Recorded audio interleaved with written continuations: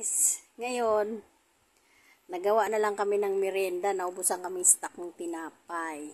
Ito ang ginawa ko. Ayan. Ano yan? Hot cake. Tapos ginawa ko ng hot cake,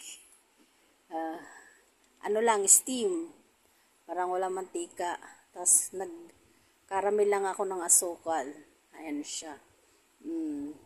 Tapos walang egg yan kasi ayoko kasi may egg, nalalangsahan ako, nag-i-allergy ako sa egg.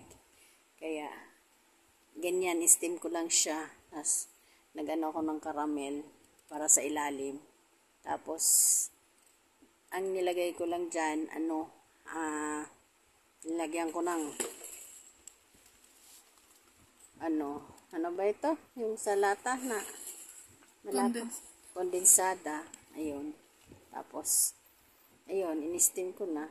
Tapos, yun lang, simple lang. Para tipid na ingredient. Alam mo naman ngayon na, mahal ang, bilihin. Kaya, ayan. Yummy naman. Wow. Tapos, ayun, may sauce siya na, strawberry. Pwede mo rin siyang ilagay. Pero hindi na namin ilagay kasi meron na siyang caramel na sa taas eh. Thank you! Simpleng merienda. God bless.